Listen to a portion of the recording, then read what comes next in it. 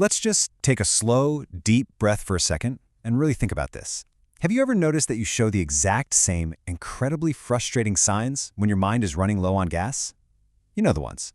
Maybe you start checking your work over and over again, or maybe you get this weird sudden hesitation before hitting send on a simple email or making a routine phone call. It can feel so isolating in those moments. But I want to use this explainer to validate that exact experience right off the bat. Because, well, those symptoms, they're actually warning lights. When those tiny everyday decisions suddenly feel like moving mountains, or you just get stuck, irritated, and completely lose your confidence for literally no clear reason, I bet I know exactly what you do. You probably catch yourself asking this super harsh, self-critical question, what is wrong with me today, right? I mean, it's a question we all ask ourselves, but stick with me here, because I want to show you why these frustrating little reactions are actually not random at all. We need to fundamentally reframe how we look at these reactions. Seriously, they aren't meaningless problems or character flaws. They're warning lights. Think about it like the dashboard of your car. Your car doesn't just die on the highway without giving you a heads up first, right? A little light pops on to tell you the fuel is getting low or the engine is running a bit hot. Well, your mind works in exactly the same way. It sends you these early, highly predictable signals that your mental energy is dropping, long before you actually hit total exhaustion. Because here's the thing, when your mental energy starts to dip, your brain usually doesn't fail in some completely new, wildly unpredictable way every single time. Nope. Instead, it falls back into really familiar patterns. For some of us, that means becoming unusually, painfully slow. For others, it's overthinking every tiny little detail, avoiding tasks altogether, feeling super anxious and double-checking things, or suddenly becoming incredibly impatient and emotionally sensitive. And chances are you're nodding along right now, recognizing yourself in at least one of those. And this gets right to the core mistake we literally all make. The second these symptoms pop up, our very first instinct is to judge ourselves. We unfairly blame our personality, our natural ability, or we think we just lack motivation. We view this drop in energy as a personal failure.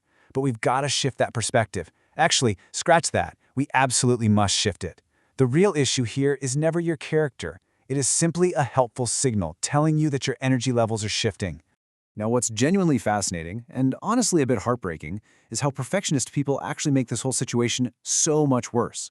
Perfectionists almost always miss their warning signs because their default instinct is just to push through the pain. So it starts with low energy, which creates tension and hesitation. But then, instead of resting, they force the effort, they push harder, they overcheck their work, and ultimately, they drain even more of that precious energy.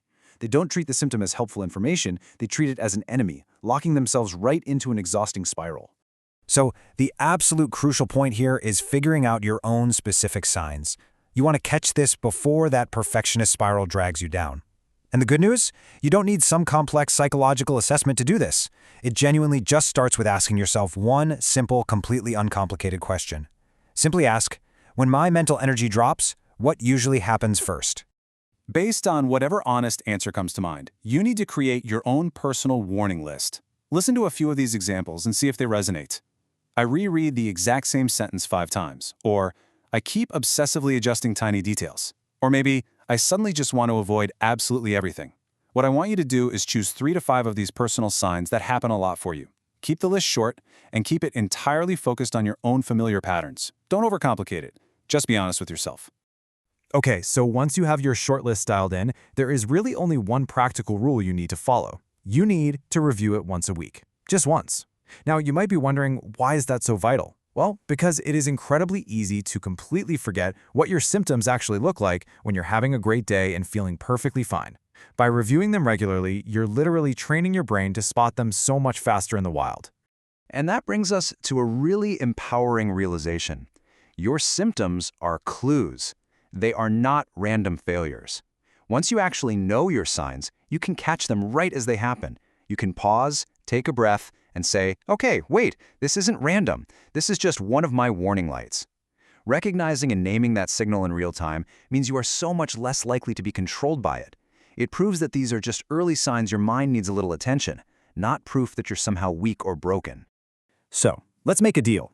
We are going to stop judging ourselves immediately when things get difficult. Stop thinking there's something fundamentally wrong with you. Instead, let's start observing those patterns like a scientist. Learn your personal warning lights. Because the earlier you notice them flashing, the earlier you can step back, take a breath, and protect your energy. So I'll leave you with this one question to think about. What are your early warning lights telling you to protect right now?